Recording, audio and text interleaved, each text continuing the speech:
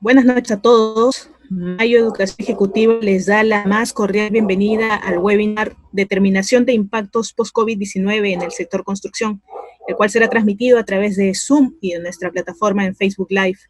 Mientras esperamos unos minutos hasta que los demás participantes se conecten, les comento que Mayo Educación Ejecutiva viene promoviendo una serie de programas, seminarios y talleres de capacitación continua relacionados a la administración de contratos y construction management. Esto debido a que cuenta con una red de conferencistas nacionales multidisciplinarios que poseen una destacada trayectoria en los sectores de ingeniería, construcción y minería. Queremos informarles también que el jueves 26 de junio se llevará a cabo la conferencia online Estimación de Impactos Económicos asociados a la ampliación excepcional de plazo en obras públicas, con la participación del abogado magíster Daniel Tribeño Daza y del ingeniero PMP MBA Alexis Rodríguez Cabanillas.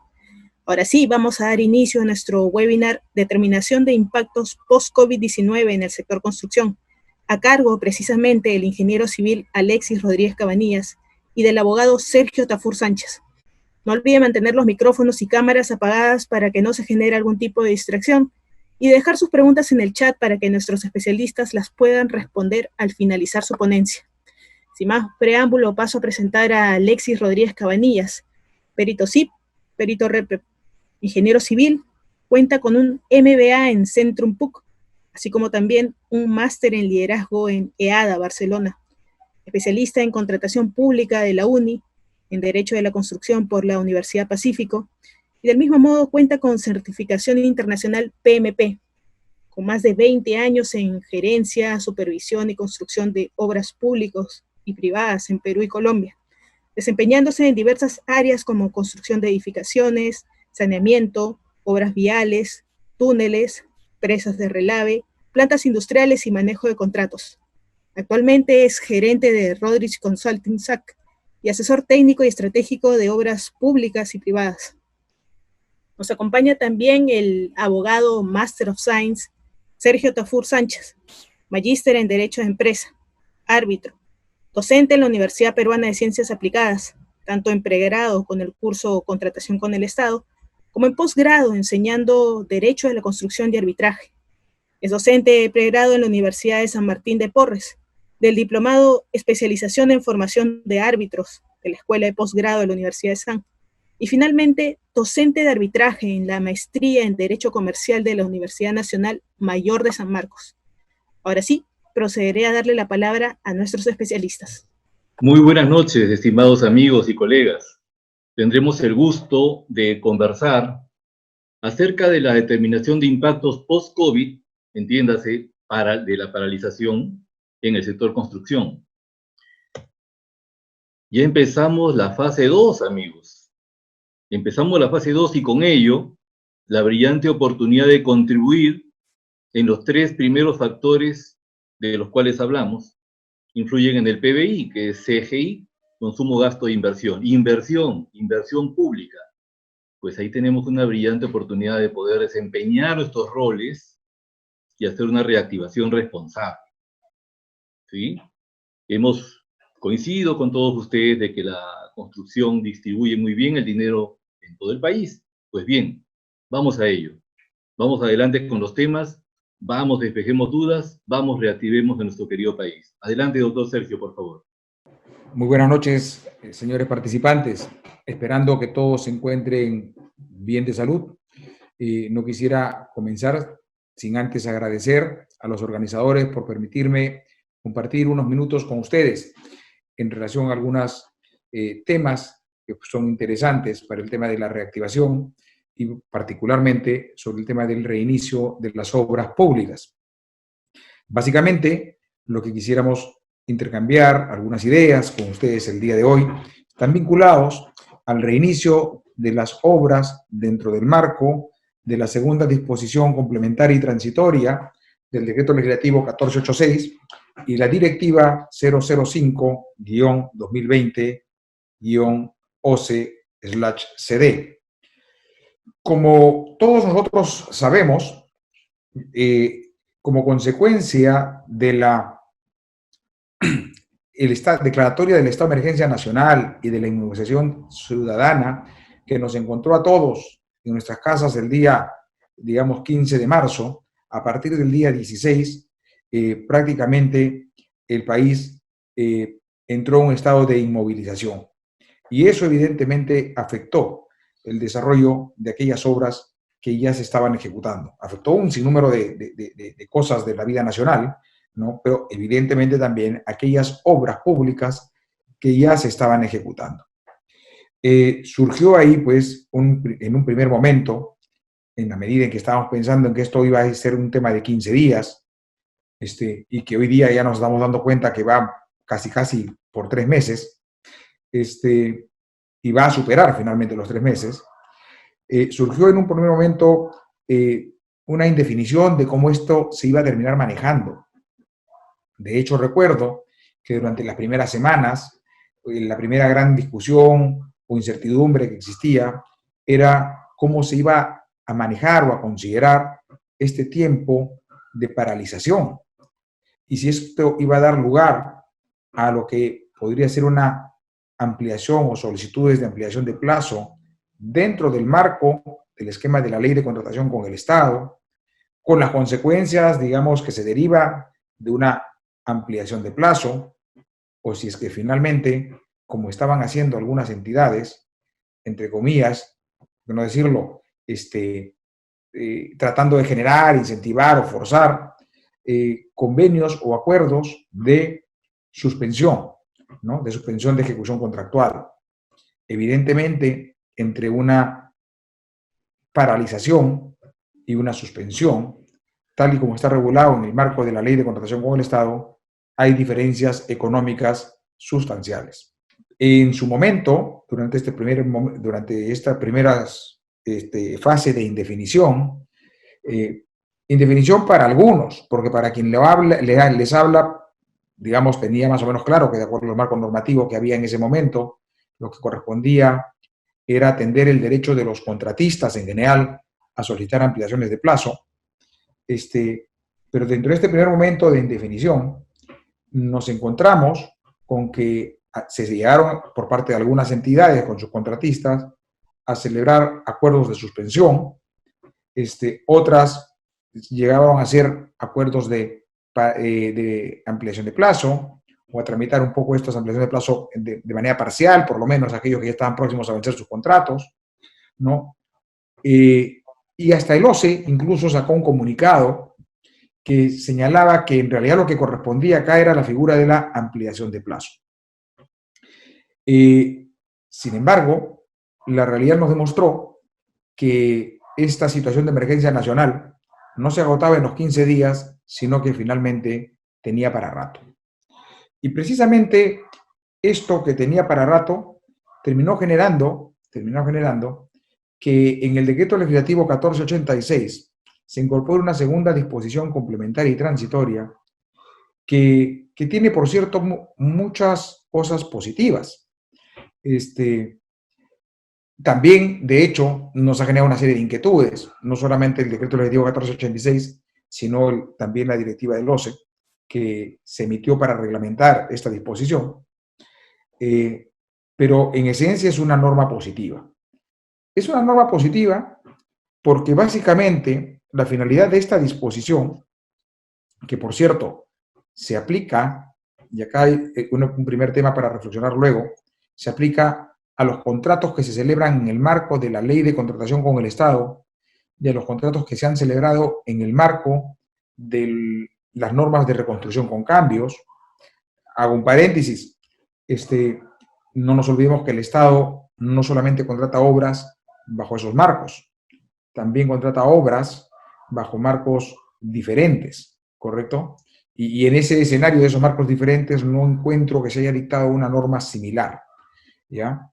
Entonces, el primer tema es, esta disposición se dicta para aquellos contratos celebrados en estos marcos. Marco ley de contratación con el Estado, marco de normas de reconstrucción con cambio. En segundo lugar, la finalidad de esta norma, para quien les habla, fluye más o menos en la idea siguiente, permitir reconocer el impacto de la paralización y en general la pandemia, tanto en dinero con tiempo y permitir que ese impacto sea atribuido, digamos, de cara a quién, o sea asumido por quién, sea asumido por el propietario de la obra, ¿no? Es decir, sea posible trasladar ese impacto a la entidad pública contratante. Y para ello, correcto, esta disposición reconoce, en principio, el derecho a una ampliación de plazo por parte del contratista ejecutor de la obra y, digamos, subsidiariamente, accesoriamente, por parte del supervisor de la obra. Reconoce también, o da la posibilidad de que se reconozcan al contratista ejecutor de la obra costos que sean productos de la paralización, del reinicio de las actividades, así como de las medidas que éste tenga que adoptar para efectos de hacer frente a lo que sería la prevención y control del COVID y el manejo futuro de la pandemia, ¿no?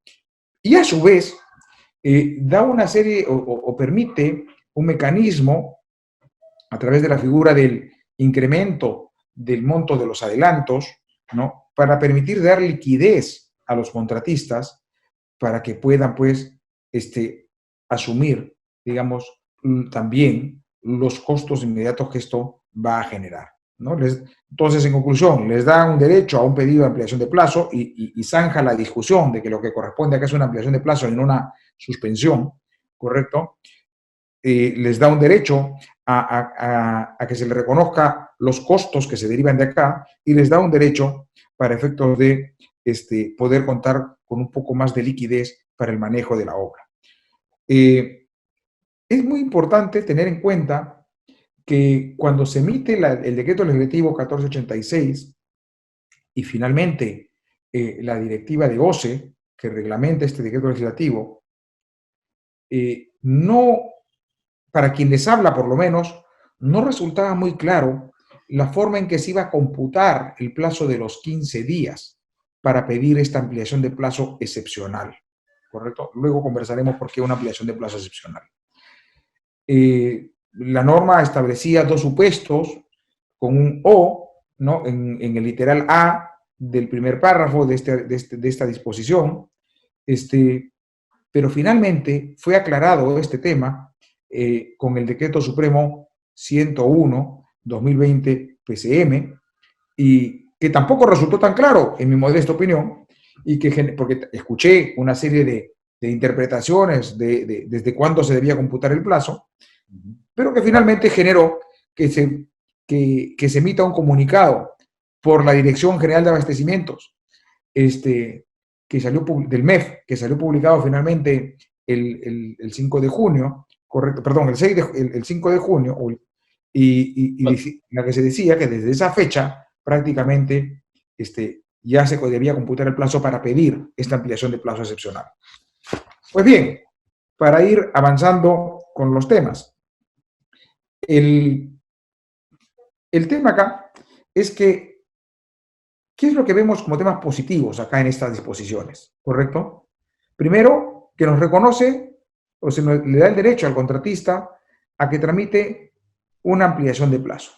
Y esa ampliación de plazo reconoce que es una ampliación de plazo excepcional. ¿Correcto? Es una figura que se ha previsto de manera excepcional para estos casos y que inclusive se podrá pedir aun cuando la obra, a la fecha en que se produjo la paralización, es decir, al 16 de marzo del 2020, hubiese estado en atraso. Es evidente que eso podía ser así, o puede ser así, o tiene cierta coherencia, porque finalmente, durante todo el periodo de paralización, eso no podríamos decir que es imputable por parte del contratista. Entonces, reconoce el derecho a una ampliación de plazo, a solicitar una ampliación de plazo, bajo un mecanismo excepcional y que sale del esquema común de la Ley de Contratación con el Estado. Y a su vez, reconoce también estas disposiciones la posibilidad de solicitar los costos vinculados a esa ampliación de plazo adicional. En un momento entraré a eso. Un tema absolutamente importante es que, y relevante, es que esta norma no considera que esos costos deban ser tratados como adicionales, ¿correcto? y evidentemente eso era absolutamente importante. Porque, digamos, si vamos a entender que esto sería un adicional, probablemente muchas obras finalmente hubieran pasado ya los porcentajes limitativos para este tema, para poder ser aprobados incluso por la propia entidad y tendrían que estar derivándose a la contraria. Finalmente esa complicación no la tenemos, se trata de manera independiente.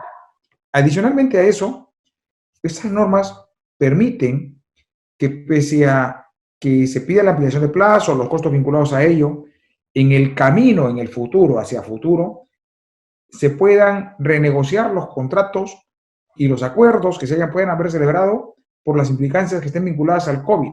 Y ahí les digo, sea para arriba o para abajo, porque en realidad, digamos, hay una serie de cosas o consecuencias y costeos que se pueden haber previsto, ¿no?, en este tema, que finalmente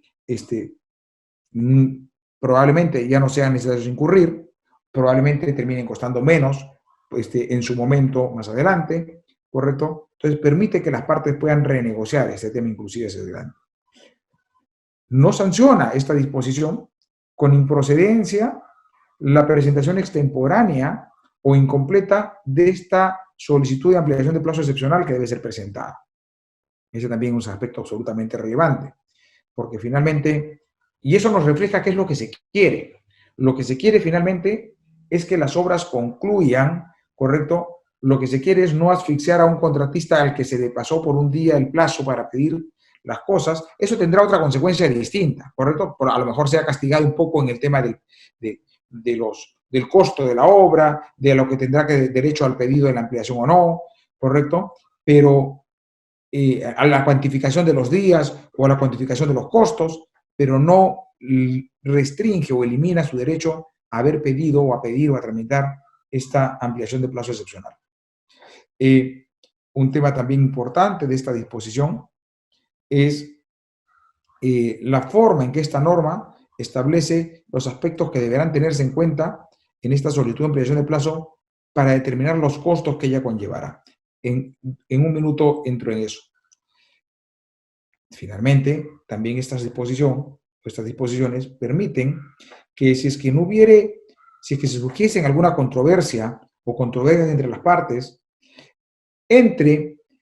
o vinculados, sea al plazo que se ha solicitado o sea a los costos vinculados a esas ampliaciones de plazo, estos aspectos controvertidos puedan ser sometidos a los mecanismos de solución de controversias previstos en el contrato. Y señala que en el camino, en tanto que estas controversias no se diluciden, se deberá continuar con la ejecución con los plazos y con los costos que hayan sido aprobados por la entidad. Eso también es un aspecto importante a considerar, pero que, como conversaremos al final, en un minuto,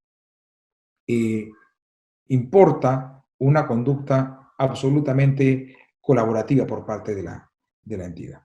Para tener una idea, y vea con estas dos cosas ir más o menos ya cerrando, ¿qué es lo que debe tener en cuenta el contratista, correcto, cuando solicita esta ampliación de plazo? ¿No? Hay dos cosas que tiene que cuantificar: el plazo que solicita y el monto que va a solicitar, ¿correcto? En cuanto al plazo, no nos olvidemos que acá hay varias cosas a tener en consideración. Las obras se pueden haber visto afectadas no solamente por el periodo mismo de la paralización que iría desde la fecha en que se declaró la emergencia nacional, digamos, la fecha es prácticamente conocida por todos, 16 de marzo del 2020, hasta la fecha en que la obra se reinicia, ¿correcto? Periodo mismo de paralización. Ese impacto va a tener que ser considerado en el plazo que el contratista va a solicitar. Pero no solamente ese impacto, va a tener que también tener en cuenta, en ese periodo que va a solicitar, el impacto de la removilización de su personal y sus equipos. Y de ser el caso, las adecuaciones que tenga que hacer, por ejemplo, en sus campamentos, ¿correcto? Para efectos de poder trabajar bajo las nuevas normas que se han emitido, ¿correcto? También debe tener en cuenta, ¿correcto?, la ejecución de aquellas otras medidas que se puedan dictar por los sectores correspondientes, ¿no?, que puedan limitar o impactar, como quien dice, ¿no?, en la ejecución de las prestaciones que él tiene que hacer durante la obra, ¿no? Distanciamiento social, por ejemplo, ¿no? Ciertos temas de normas que establecen, por ejemplo, que hay que cambiar cierto tipo de personal por temas de edad, etcétera, ¿no? Y también la norma, la directiva IESAMBRE le dice, y también considere usted en la cuantificación de su plazo toda aquella otra situación que usted considere pertinente. En consecuencia, hay que tener en cuenta que la cuantificación del plazo que va a ser materia de esa solicitud tiene que considerar varios aspectos, ¿no?, que hay que advertir con claridad. Seguramente Alexis les explicará más adelante con mayor detalle un poco o alguna sugerencia respecto de este tema, que hay que advertir con claridad, porque mañana más tarde, digamos, no podríamos regresar a conversar sobre lo mismo.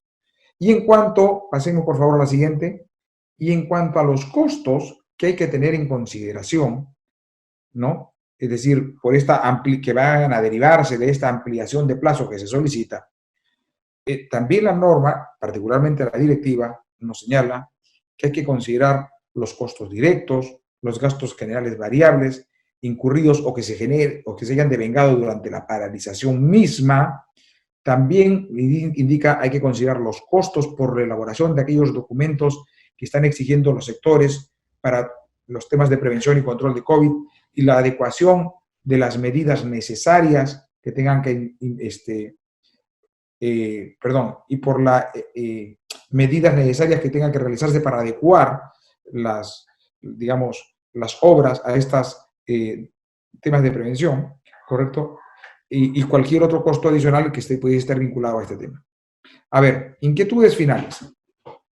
La norma, primero, creo que es una norma positiva, ¿correcto? Y que genera, en principio, ¿ya?, la necesidad, impone, más que genera, la necesidad de que las dos partes actúen de manera colaborativa e integrativa. Es decir, lo que los abogados decimos, actúen de buena fe. Porque si alguna parte quiere sacar provecho indebido de esto, esto no va a caminar, ¿correcto? Si alguna parte no tiene en cuenta que lo que estas disposiciones buscan es tratar de mantener un equilibrio económico-financiero, esto no va a caminar, ¿correcto? Preocupaciones particulares. Por ejemplo, no me queda claro qué pasa con los otros marcos de contratación de obras que también tiene el Estado, ¿correcto? O se aplican las contrataciones con el Estado. No he visto una norma de alcances similares y creo que ahí problemas de este tipo se van a presentar. ¿Qué sucede con el tema de la supervisión en estos marcos del Decreto Legislativo 1486 y su directiva?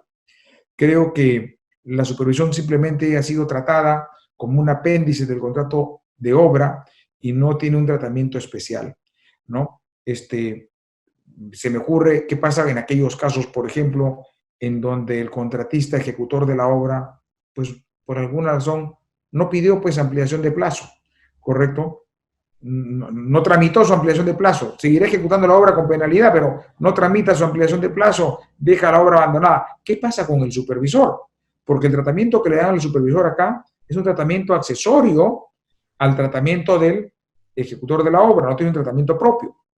Otro tema que me preocupa, por ejemplo, el Decreto Legislativo 1486 establece que en el caso de que antes de su vigencia y después, evidentemente, de la declaratoria de emergencia, se hubiesen celebrado acuerdos de suspensiones o acuerdos de paralizaciones o ampliaciones de plazo en términos diferentes, le permite a las partes poder adecuar, renegociar esos acuerdos de suspensión, ¿correcto? Para efectos, entiendo yo, de equipararlos a los niveles mínimos de consecuencias que le da el Decreto Legislativo 1486. Y el tema es, les permite, no obliga. Difícilmente puede obligar al privado si el privado no quiere, pero la pregunta es, ¿qué funcionario público en su sano juicio que celebró un acuerdo de suspensión, cuya consecuencia económica, entre comillas, es muchísimo más beneficiosa para, entre comillas, y de manera inmediata, aun cuando pudiese resultar abusiva a veces, es muchísimo más beneficiosa para la entidad, se le va a ocurrir renegociar ese acuerdo de suspensión para terminar adecuándolo a un acuerdo de renegociación, a un acuerdo de ampliación de plazo que reconozca consecuencias económicas mayores. Particularmente, creo que esa posibilidad no debió ser posibilidad para el Estado, debió ser posibilidad para el privado, pero sí una obligación de renegociación para el Estado si es que el privado lo solicitaba. Otro tema también importante acá, sobre lo que escuché, algunos comentarios o leí también algunos comentarios no necesariamente coincidentes, es las consecuencias económicas que se han previsto para estos supuestos de paralización. ¿Son excluyentes de aquellas que se derivan del marco de la ley de contratación con el Estado o son consecuencias mínimas? Y explico eso por qué. Porque si uno compara qué es lo que tiene derecho, por ejemplo, el supervisor en una ampliación de plazo, ¿correcto? Se va a dar cuenta que económicamente no es lo mismo que aquello a lo que tiene derecho en la ampliación de plazo regulada por esta disposición, es decir, por el 1486 y su directiva, ¿correcto? Particularmente, ahí podría pensar que lo que pasa acá es que ante la situación imprevista, básicamente la lógica puede ser estas consecuencias económicas son distintas, son menores, porque acá, por ejemplo, no se reconoce utilidad, correcto, en esta ampliación de plazo o un porcentaje de utilidad, son menores porque en realidad los dos tenemos que mojarnos frente a la situación imprevista, entidad reconociendo y contratista no exigiendo, no pidiendo o no teniendo derecho a pedir utilidades. Podría ser una lectura, ¿correcto? Un problema que evidentemente se puede generar acá es el tema de cuando se cuantifique los días de la ampliación de plazo que se solicitan, ¿correcto? Bajo el esquema de el tratamiento de los rendimientos, ¿no? Aquí, ¿cómo vamos a medir los rendimientos o la afectación a los rendimientos? Eso seguramente Alexis le va a explicar un poco el tema, ¿no? Amigos, finalmente, esta norma creo que es una norma bastante positiva. Ha ayudado a ir aclarando el camino y la lógica es, finalmente, en esta norma, que la entidad reconozca consecuencias que eran evidentes que se iban a producir. Lo que pasa es que a veces para el Estado las cosas evidentes necesita ponerlas en blanco y negro, ¿correcto? Y darles un tratamiento, y eso es lo que ha pasado acá. Pero requiere, evidentemente, de entrar a estos pedidos de ampliación, a estos pedidos de cuantificación y al tema de la evaluación por parte de la entidad bajo un elemental criterio de buena fe, colaborativo y espíritu colaborativo para que finalmente las obras concluyan. La preocupación final es que esto, en términos reales, significa mayores montos que las entidades tienen que desembolsar. Y la pregunta es, ¿las entidades están el día de hoy con la posibilidad de desembolsar mayores montos? Es decir, ¿tienen la capacidad real de hacerlo para tratar de mantener que las obras puedan reactivarse plenamente? ¿O eso va a ser un limitante o va a constituir un limitante muy importante y muy grande que van a tener para efectos de tratar de reconocer lo que probablemente sea evidente? Creo que ahí hay un reto muy importante. Las entidades tienen autorizaciones para poder readecuar sus presupuestos, ¿correcto? Pero no nos olvidemos que las entidades viven o bien sea de transferencias del Tesoro o bien sea de recursos directamente recaudados, que digamos son sus fuentes principales. Y en los dos casos, las dos cosas han bajado. Veremos qué es lo que nos da el panorama en las siguientes semanas y meses. Muchas gracias y esperemos a sus preguntas si es que hubiese alguna sobre el particular. Excelente, doctor. Excelente. Estimados amigos, el plazo para la presentación de la EP empezó el 5 de junio. Estamos contra el tiempo. Pasado mañana, 19 de junio, se vencen los 15 días. O sea, se activó hace rato el diagrama que estamos mostrando en pantalla, ¿sí? Donde en 2 días, ¿sí?, se acaba esta brillante oportunidad que tuvimos de haber identificado todo el plazo impactado, ¿sí?, más 3 paquetitos que se han comentado y lo vamos a detallar, ¿sí? Pero luego vienen 15 días más. 15 días más para que la entidad pueda pronunciarse al respecto. Y aquí la importancia de presentar este diagrama de flujo. Dentro de estos 15 días, la entidad podría hacer alguna observación, pero eso sí, la norma deja bien claro que no me puedes observar cualquier detalle de manera imprecisa. Me precisas, por favor, en qué no estás de acuerdo, o qué es lo que falta a tu criterio, o qué es lo que crees que no se ajusta a esta presentación excepcional de plazo, lo cual facilita el camino, ¿de acuerdo? Si esto llegara a ser aprobatorio, en buena hora, ¿sí? No se necesita ninguna adenda. Si esto no llegara a ser aprobatorio, pues bien, tendremos un diferencial que podría ser arbitrario. Pues bien, para poder entender dónde estamos situados en una suerte de conceptualización, podríamos ampararnos en el ítem 6.2 de la norma, de la 005, de la directiva, donde explicita 3 periodos de plazo. Y por favor, no confundir, una cosa es impacto y otra cosa es periodo, ¿sí? Identifica plazos y los denota como 1, 2 y 3, con letras I, 2I y 3I, para no confundir, por favor. Esos periodos los hemos graficado en pantalla.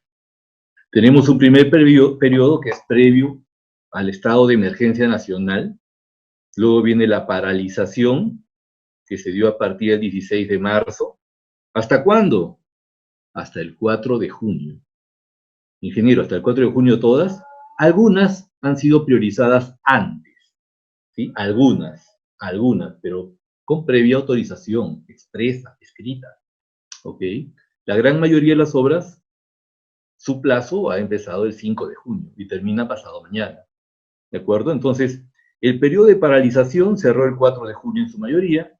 Estamos ahorita en un periodo de transición en donde los contratistas están presentando su AEP, su ampliación excepcional de plazo, ¿sí? Donde luego del 19 de junio vendrán 15 días donde la entidad se va a pronunciar. ¿Recuerdan el diagrama anterior? Ya, eso va a pasar a partir del día 20 hacia adelante, 15 días más. Perfecto. ¿Listo? A ese periodo lo estoy enfocando como transición. Luego de lo cual va a haber un pronunciamiento de la entidad en relación a la AEP, ¿sí? Pero ojo, cuando usted diagramó, ¿sí?, su propuesta para la ampliación, identificó un periodo para la removilización y readecuación que se da en este cuarto segmento, denominado adecuaciones. Ingeniero, ¿y cuándo empiezo la obra? Empezaremos la obra una vez que tengamos la removilización, sino con qué recursos vamos a trabajar, y tengamos las condiciones de readecuación, de acondicionamiento, porque los espacios no serán los mismos, porque los comedores no serán los mismos, los almacenes no serán los mismos. Entonces tendremos que dar las condiciones físicas exigidas por la norma en relación al distanciamiento y a la prevención en materia de evitar el COVID, ¿sí? Y luego tenemos una quinta fase, que es la propia ejecución en condiciones COVID, ¿de acuerdo? La norma está identificando en el ítem 6.2 3 periodos. Este segundo que enfocamos, este cuarto y este quinto, ¿de acuerdo? Entonces, en ese contexto nos vamos a mover.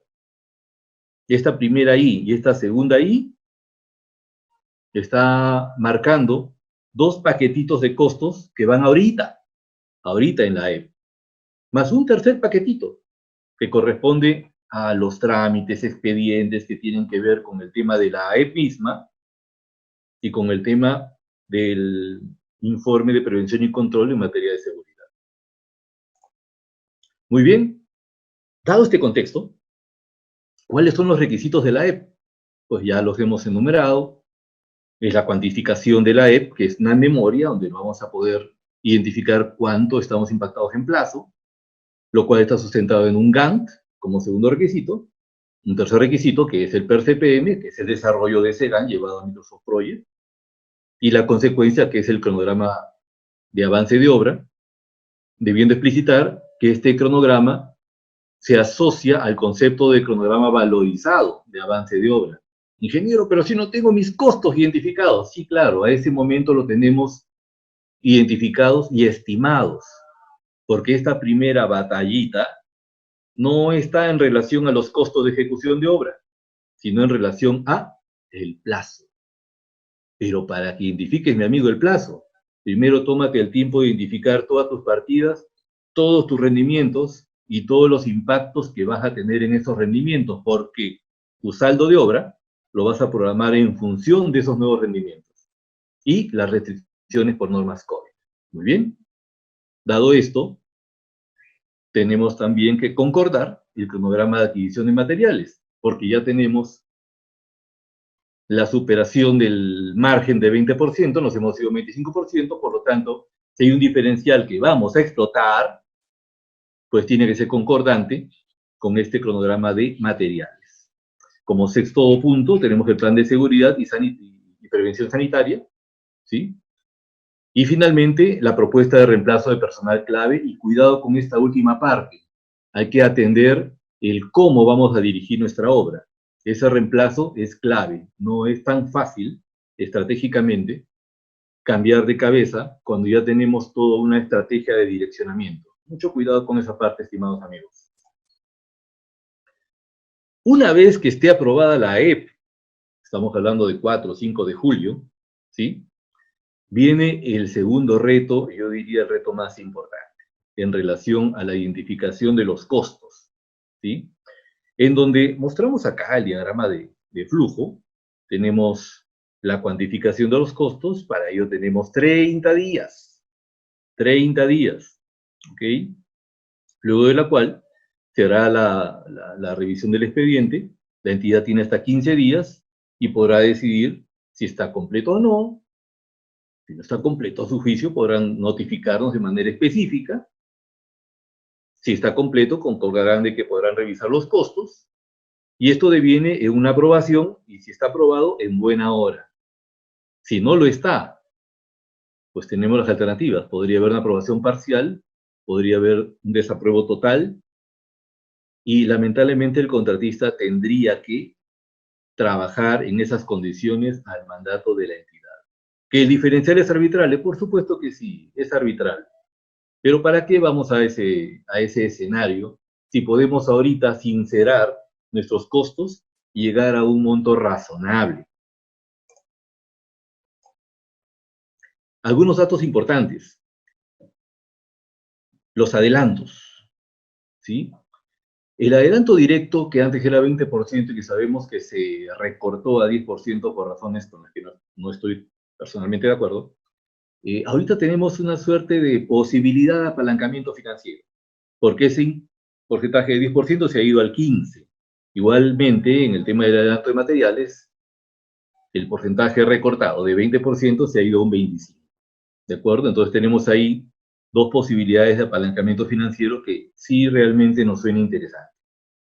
Además, ya no estamos cayendo en el saco roto del cuándo me pagarás una valorización. Es una historia bien tediosa para los gerentes de obra, residentes, que vivimos el día a día del flujo de caja.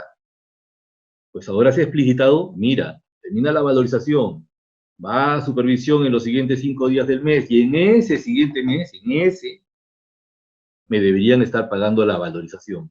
Lógico, queremos reactivar, tenemos que inyectar inversión. Y otro dato importante, acá se admiten todos los costos de implementación, pero ojo, a la luz de las medidas de prevención COVID, ¿de acuerdo? Número 1. Y número 2, toda esta identificación de costos de la cual estamos hablando no califican como adicionales, entonces no tendría yo que preocuparme por el famoso 15%, que es el terror de todos los ejecutores de obra, ¿sí? Cuando tenemos que decidir por qué hacer y qué no hacer. Además, tenemos un dato importante. El hito de reinicio de obra, que hasta ahora nos están preguntando bastante. ¿Cuándo es mi famoso hito de reinicio de obra? No es hoy día, no es mañana. es cuando usted tenga terminada su removilización, ¿sí? Y su obra esté completamente acondicionado. ¿Cuánto me demoró eso? Usted lo decide, mi amigo. En su cronograma puede haber identificado 10 días, 15 días, 20 días, un mes, dice la norma, y coincido con ello, lo necesario, para lo cual habrá que tener muchos criterios de razonabilidad. ¿Sí? 15 días, 20 días, 30 días, dependiendo de la envergadura, nos parece razonable. A partir de allí, usted inicia. Ahí está su hito de reinicio. Ahí está su hito de reinicio. Muy bien. Entonces, una vez que hemos encuadrado nuestros objetivos, viendo los periodos en donde hemos transcurrido hasta este día y los periodos que nos faltan por recorrer, decimos, ¿y en cada periodo qué impactos hemos tenido? Pues bien, podríamos tener una suerte de brainstorming y poder hablar de que tenemos impactos en los rendimientos de construcción. El cierre temporal de obras nos ha llevado a unos costos. La conservación. Imagínense mantener una base granular. Imagínense mantener una obra de concreto en un estado de paralización. ¿Cómo se quedaron esas vigas, esas columnas en proceso? Tenemos costos de reapertura, exigencias en materia de salubridad. Cuidado, amigos, con la curva de aprendizaje.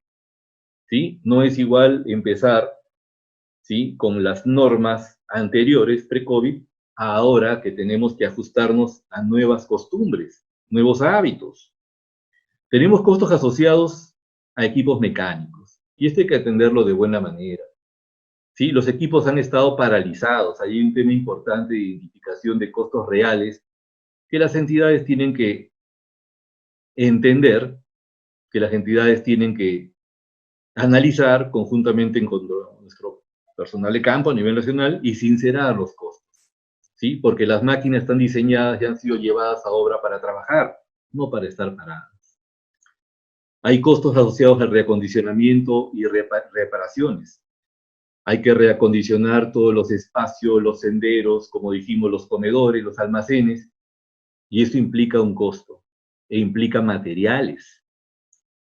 Incluso hay materiales estropeados, como todos sabemos, el cemento y el fierro no son eternos, ¿no? Más aún cuando se han quedado de un momento a otro ahí abandonados. Y obviamente hay algunos materiales para acondicionar, que nunca estuvieron previstos. Una serie de paneles, burritos, caballetes, estacas, cintas, etcétera, etcétera, etcétera. Y eso como costo directo. La norma también permite identificación en gastos generales. En relación a ello, pues tendremos mayores gastos generales variables. ¿Por qué? Porque acabamos de decir de que tenemos que identificar los rendimientos sincerados a la luz de estas nuevas normas. Probablemente estemos impactados en un 5, 7, 8, 9, 10%, hagan su corrida estadística, ¿sí? En base a lo cual tendremos que sincerar los mayores meses, el mayor plazo que tengamos, y obviamente hay mayores gastos generales, variables, hay mayor permanencia del staff, hay algunos gastos generales asociados a los suministros de luz, agua, servicios, alquileres, ¿sí? Alquiler de oficina, alquiler de local, alquiler de dormitorios para el personal, etc. Hay un tema de renegociación con el staff. Algunas personas, pues de repente podrían ajustarse al contrato perfecto. Sin embargo, no estamos convencidos de que todo el personal clave, por su antigüedad, trayectoria y trascendencia, puedan acogerse a ello. Lo más probable es que haya algunos costos que haya que reconocer. Hay costos asociados al tema del incremento de conceptos de seguridad. Hay un incremento en EPPs, más personal de seguridad, más personal médico. O sea, no se escatima ninguna medida en pro de la seguridad de nuestro talento humano. Además, hay que tener en cuenta los costos de capacitaciones y de las plataformas virtuales, porque la comunicación ya no va a ser la misma.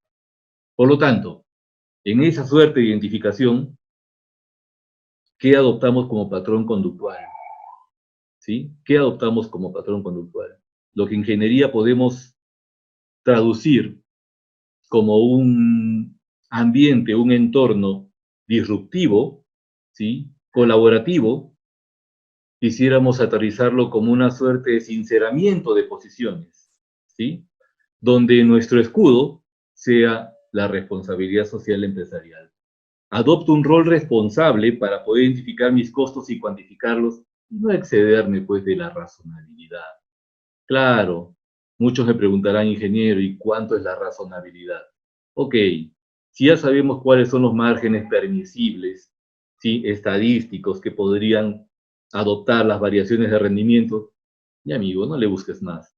Sustenta bien tu posición en relación a los rendimientos y cuantifica tus costos. Además, estos costos van a ser revisables, pueden revisarse una, dos, tres veces porque la norma lo permite. Entonces, va a ser una suerte de sinceramiento, una suerte del ejercicio que hacíamos en la universidad de método de aproximaciones sucesivas. Entonces, ¿para qué romper el límite de razonabilidad? ¿Sí? Converjamos a un monto razonable porque esto va a ser revisable, incluso ajustable. ¿De acuerdo? En ese sentido, pensamos que en este tiempo hemos abordado los temas macro que pueden estar asociados al periodo post-paralización a consecuencia del COVID. Y quedamos atentos, por favor, a cualquier pregunta. Muchas gracias. Estimado Alexis, hay algunas preguntas que se han formulado. Quisiera trasladarte algunas, según lo que estoy revisando. Por favor, adelante. A ver, una dama nos comenta y nos pregunta lo siguiente. Dice, buenas noches, ¿cómo quedarían los plazos que se toman las entidades para las conformidades de las valorizaciones? Es decir, nos pregunta si hay algo en lo que acabamos de conversar, de que vamos a hablar, sobre el tema de los plazos que van a tomarse las entidades para dar conformidad a las valorizaciones que se vayan presentando. Excelente pregunta. Sí, sí, estimado doctor, le cuento que eso era un melodrama. ¿Sí? Todos los que hemos estado en obra sabemos de que presentábamos la valorización, ¿sí? El supervisor muy diligente se tomaba sus 5 días, elevaba la supervisión, perdón, a la entidad, y ésta se paseaba por varias oficinas, ¿sí? Y se podía demorar días, semanas, meses, hasta que un día le decían, por favor, páseme la factura. Y eso era en el segundo mes. Incluso tengo estadísticas de tercer mes, cuarto mes. Amigos, eso no pasa más. ¿Sí? La directiva está bien clara. Establece un periodo. Dice, supervisor, 5 días, ¿sí? Y en ese mes, la entidad deberá pagar. ¿Por qué? Porque el espíritu de esta norma es reactivar económicamente. Y sin cash money, no movemos la obra. ¿Sí? Necesitamos inyección de capital para poder reactivar la economía, no solamente atender los compromisos, sino inyectarlo en la obra. Es justamente para generar valor. ¿Sí? En ese sentido, queda ampliamente respondido este tema, doctor Sergio. Gracias, Alexis. A ver, hay varias preguntas, permítame ver algunas, tratar de atender las más que se puedan, ¿no? Hay nuestro amigo, permítame ver,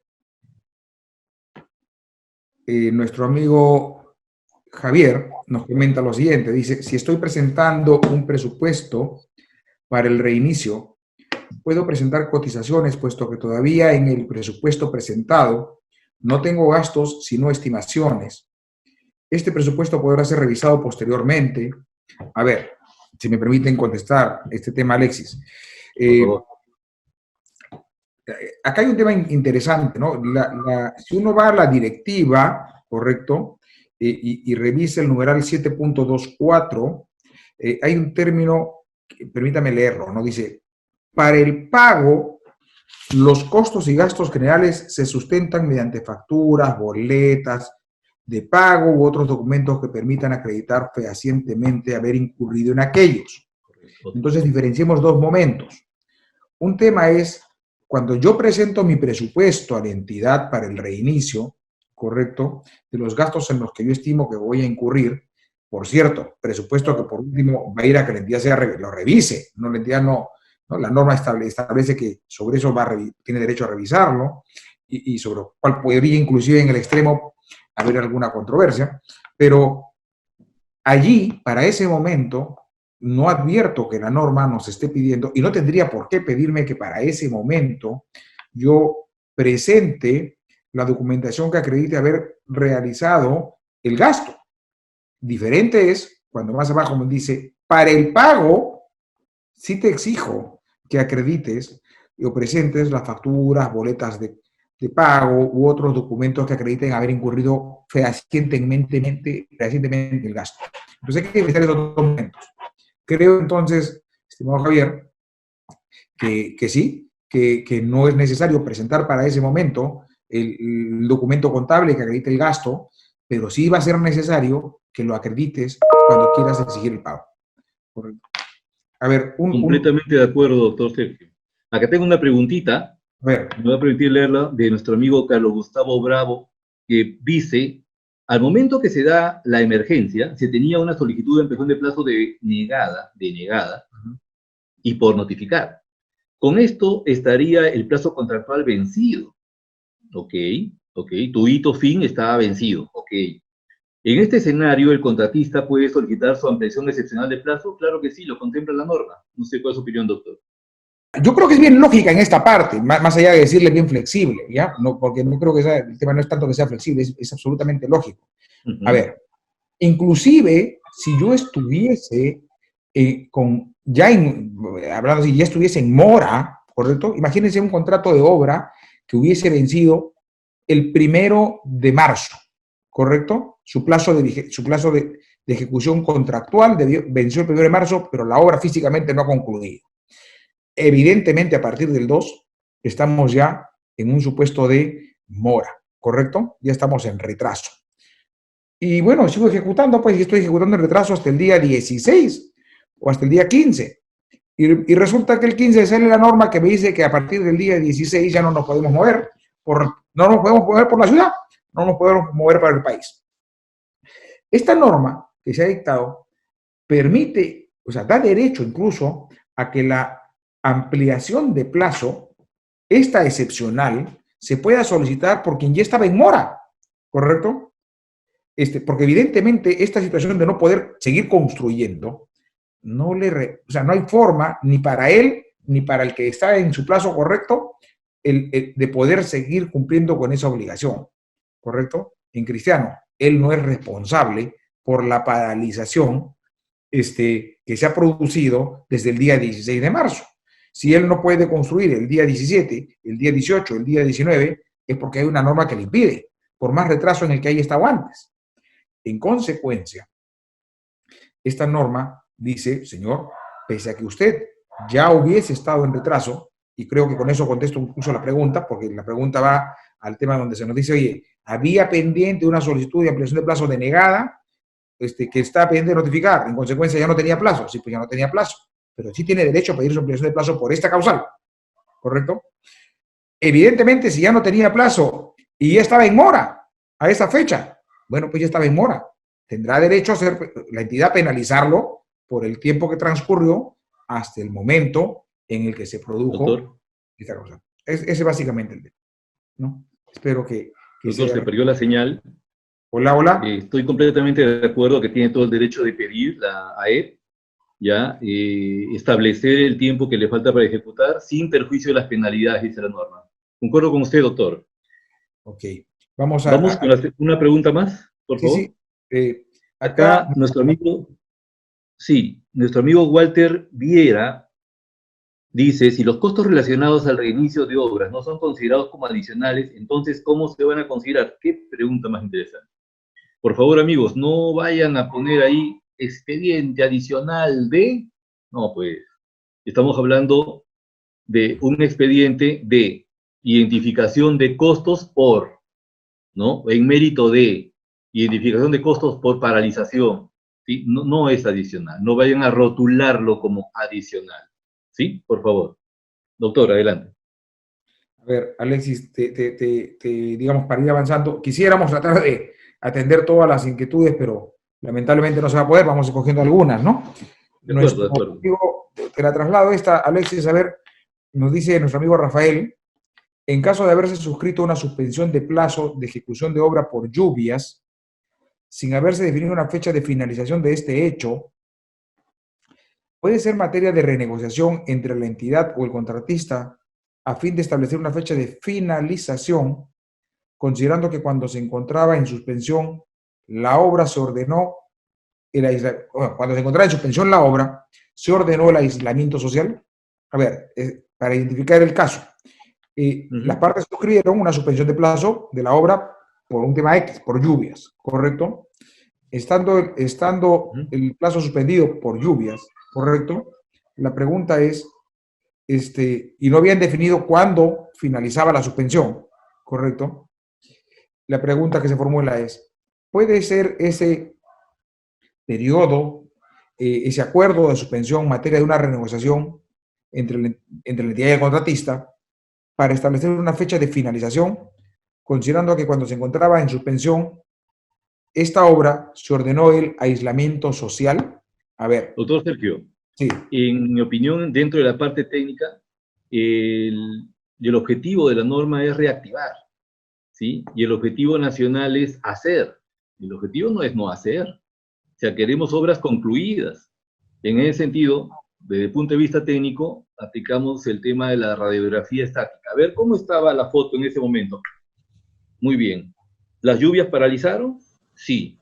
¿Se puede haber una suerte de acercamiento para levantar la suspensión? Sí. ¿Sí? Desde el punto de vista técnico. Habría que redondear con la parte legal, donde ya entra usted, mi estimado doctor. Claro. Yo le soy absolutamente sincero. Tengo mis dudas. Y mi duda viene por lo siguiente. Porque la idea de la renegociación de la que parte, primero, el decreto legislativo 1486 permite que aun cuando se hayan celebrado acuerdos de suspensión, porque eso pasó, hay algunas entidades, para decirlo en cristiano, forzaron acuerdos de suspensión como consecuencia de la paralización, ¿correcto? O sea, como consecuencia de la paralización, algunas entidades sentaron a sus contratistas y los hicieron firmar acuerdos de suspensión. La razón es evidente. La consecuencia económica de un acuerdo de suspensión no es la misma, es mucho menor que la consecuencia económica de un acuerdo de paralización. Perdón, de un acuerdo de ampliación de plazo o de una autorización de ampliación de plazo. Entonces, el 1486 permite que, pese a que se hayan realizado acuerdos de suspensión, estos puedan ser renegociados, ¿correcto?, para adecuarse a las disposiciones del 1486. Pero acá viene un tema importante. La pregunta es, pese a que la norma no lo dice, la pregunta es, y ahí viene un criterio interpretativo, y es lo que lo es simplemente una opinión. La pregunta es, ¿cualquier acuerdo de suspensión o aquellos pueden ser los que son materia de renegociación o son aquellos acuerdos de suspensión que se celebraron por la razón que hoy justifica la dación de la 1486? Es decir, justifica que se pueda pedir una ampliación de plazo excepcional. La razón que justifica, ¿correcto?, la ampliación de plazo excepcional no es un acuerdo de suspensión por lluvias o la presencia de lluvias, que es lo que justificó el acuerdo de suspensión. La razón que justifica este tratamiento de la ampliación de plazo excepcional es, ¿correcto?, en principio, no más que en principio, es la declaratoria de emergencia nacional, ¿correcto? Ahora, evidentemente, si ese acuerdo de suspensión, que no es el caso que el amigo pregunta, ¿no?, tenía una fecha de conclusión, ¿correcto? Y estamos todavía en emergencia nacional, o si estábamos todavía en emergencia nacional, evidentemente habrá que adecuar ese periodo posterior a todo este tema. Pero creo que son dos temas diferentes. En conclusión, creo, y es un creer simplemente, ¿ya?, es una opinión, no creo que el tema esté cerrado, creo que no es muy coherente plantear una renegociación de ese acuerdo de suspensión porque la razón que justificó ese acuerdo de suspensión fue otra, no es la razón que es la que justifica la ampliación de plazo excepcional, ¿no? Eso es un poco más lo que Mira me que diría.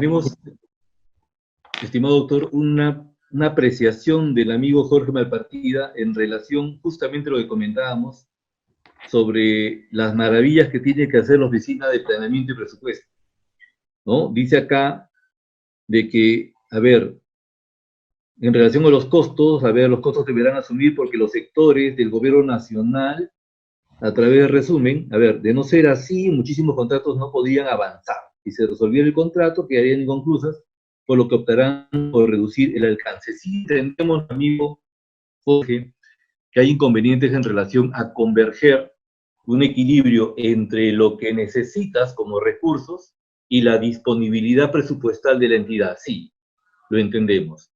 Y lo que hemos estado en el sector público sabemos que muchas veces las oficinas de planeamiento de presupuesto hacen maravillas para priorizar metas y poder jalar partidas y habilitar, ¿sí?, de mayores costos.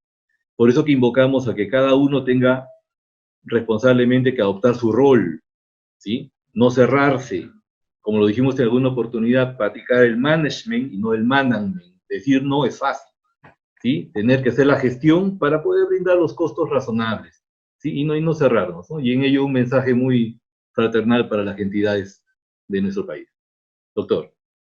Claro, bueno, tocando ese tema, Alexis, es, digamos, más allá de la intención de la norma y de la buena voluntad del que la creó y la puso, esto, como les decía a ustedes, amigos, se enfrenta con una realidad. Y la realidad es, ok, lo que la norma hace es atribuir, digamos, consecuencias, ¿no? Atribuir las consecuencias de esta paralización a alguien. Y en principio, creo que con algunas limitaciones, pero se las ha atribuido a la entidad, ¿correcto? Le dice, señores, entidad, usted tiene que dar mayor plazo, el contratista no es responsable de este tema, esto tiene impacto económico, señores, entidad, ustedes tienen pues que asumirlo, ¿correcto? Y digo, dentro de un espíritu colaborativo, porque les acababa de explicar hace un rato, que no son exactamente las mismas consecuencias económicas que hay en un tema regular de la ley de contratación con el Estado. Pero más allá de esa buena intención, el tema viene con una realidad. Y es decir, la realidad nos va a preguntar, ¿y la entidad tiene plata? Porque si la entidad no tiene plata, la buena intención va a ser buena intención, pero es como pedirle peras al olmo, ¿no? Es como querer comprar pruebas moleculares cuando no habían en el mundo, pues dicen, ¿por qué no pongo por el gobierno? Porque ya no habían, pues, o sea, ya no habían, o sea, después habrán, pero en ese ratito no había, ¿correcto? Entonces, ¿debieron comprar antes? Probablemente, pero no lo hicieron, pero en este rato no hay. Entonces, es lo mismo que hay acá. Si la entidad no tiene recursos, ¿correcto? Tal vez, y digo solamente tal vez, lo que debió también pensarse es en una salida honrosa de las dos partes del contrato, ¿correcto? Es decir, todos quisiéramos que las obras concluyan, pero no sé si van a poder concluir, porque si no van a concluir, y lo que se van a generar en este esquema van a ser discusiones interminables, la obra va a seguir inconclusa, ¿correcto? Difícilmente la entidad va a tener plata para volverla, digamos, para culminarla, y los únicos que vamos a resultar beneficiosos son el ingeniero Alexis y quienes habla, o quienes estén en nuestra profesión. Nos vamos a dedicar a ver temas arbitrales y pericias y temas de quién tiene la razón. Y de eso no se trata, amigos, ¿no? Digamos, la idea es que uno entre, quien se mete al ámbito del legal, sea como abogado, sea como árbitro, sea como perito, ¿no? Es cuando hay problemas reales que en realidad estamos frente a situaciones que merecen una solución, donde las partes actúan razonablemente. Ok, eso es un poco mi idea primigenia, ¿no? ¿Tiene usted otra pregunta, doctor, por atender? Yo creo que ya no, amigo mío. Yo creo que ya, Ok, digamos, atendimos más o menos las que eran razonables ok, en el tiempo, no quitarle más tiempo a nuestros colegas, ¿no? perfecto. Estimados amigos, están los correos a su disposición, ¿sí? No hay ningún inconveniente. Damos pase a nuestros auspiciadores. Fiorella, Pamelita, por favor. Ingeniero, antes de cerrar, teníamos una participación del ingeniero Edwards Cotrina. Él quería hablar, no sé, de repente hacer alguna consulta. Adelante, por favor. Quería yo felicitar la presentación y la exposición. Sin embargo, yo lo que quería preguntarle es si a su criterio el alcance de lo señalado en la directiva del OCE, el 005, realmente está dando elementos de juicio para que se proceda a estas etapas que son particularmente especiales, como es los costos, sea costos directos, sea gastos generales, sea la misma ampliación de plazo, la ampliación excepcional de plazo. Si ustedes consideran que la directiva, repito, está dando elementos de juicio para que todos los funcionarios del país, estamos hablando a los niveles de gobierno nacional, regional y local, tengan herramientas para proceder a esos acuerdos o a esa conciliación o a esa buena voluntad que ustedes han señalado, ¿tenemos elementos de juicio para ello? Esa era mi pregunta y muchas gracias. Excelente pregunta, excelente pregunta. Doctor. Ingeniero. A ver, en lo que me corresponde a mí. Sí, claro. En la directiva observo en varios lados la utilización de un verbo que es el puede, ¿correcto? Ustedes se van a dar cuenta cuando lo vayan leyendo, el puede, ¿correcto? El puede, bajo el término puede o podrá, ¿correcto? Y en algunos casos, en donde la directiva dice puede o podrá, particularmente creo que debió decir deberá, ¿correcto? Porque en realidad, si uno lee bien y entiende bien cuál es la intención de la norma que se ha dictado, ¿correcto? La idea es que la entidad pública facilite la ejecución de la obra. La utilización de esos, por ejemplo, ¿no? La entidad evaluará y podrá rechazar la ampliación de plazo. A ver. Estamos diciendo que la ampliación de plazo excepcional que se presenta, ¿correcto? Es excepcional, que no puede ser rechazada o declarada improcedente porque se presentó extemporáneamente, porque le faltaron papeles, ¿correcto? Hay derecho a subsanar. Estamos diciendo que esa ampliación de plazo es casi legal, ¿correcto? Tengo derecho a eso prácticamente de manera legal. Otra cosa podrá ser discutir cuántos días de ampliación tengo derecho. Pero un término podrá, de decir si me da o no me da la ampliación de plazo, podría llevarte al supuesto extremo de que algún funcionario, digamos, creativo, y se le ocurra que él puede denegar totalmente la ampliación de plazo, ¿correcto? Aún con lo cual está presentado. Porque, y en realidad, por ejemplo, en esos extremos, creo que no. Sí creo que, digamos, y como todo, ingeniero Edward, como todo en esta vida, las normas tienen que ser leídas con racionalidad, con prudencia y de buena fe, ¿correcto? Y de buena fe. Tal vez a veces quisiéramos que digan algunas cosas, pero hay que entenderlas en su contexto. Y lamentablemente, digamos, no podemos decir que hayan personas que descontextualizan los temas. Sí, pues, digamos, el mecanismo para solucionar esas controversias está previsto en la directiva, ¿no? Pero sí creo que es un gran avance. Digamos, si retrocediese, le diría, a no tener la segunda disposición y no tener la directiva, yo prefiero tener lo que tenemos a que no exista, ¿correcto? Y prefiero que ahí diga podrá a que no exista, ¿correcto? Porque finalmente quien resuelva esa controversia con 4 dedos de frente se dará cuenta que muchas veces ese podrá en realidad es un deberá por parte de la entidad pública, ¿no? Esa es un poco mi opinión. Si el espíritu de la norma es reactivar, concuerdo plenamente con el que encaja mejor el vocablo deberá. Pero es parte ya del rol. Si me preguntan técnicamente si se dan las directrices para incentivar este despegue, yo considero que sí. ¿Que la redacción es al 100% perfecta? Probablemente no.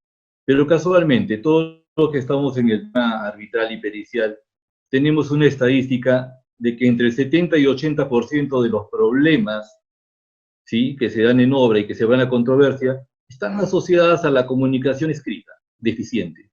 Una cláusula mal redactada, una carta inoportuna, una declaración inexacta de un problema, etcétera, etcétera, etcétera. Entonces, todos tenemos que adoptar un rol responsable en relación a la redacción, ¿sí? Sin embargo, habiendo algunos pequeños vacíos en la normativa 005, considero que las directivas, las directrices a nivel general están dadas.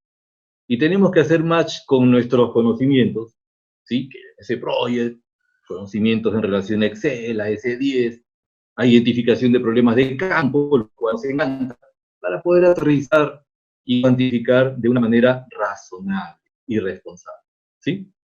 Muchas gracias, Fiorella. ingeniero Alexis. Les recordamos que esta sesión, así como los webinars pasados, los podrán encontrar en nuestro canal de YouTube, Mayo Educación Ejecutiva, y como Mayo ED Podcast en Spotify.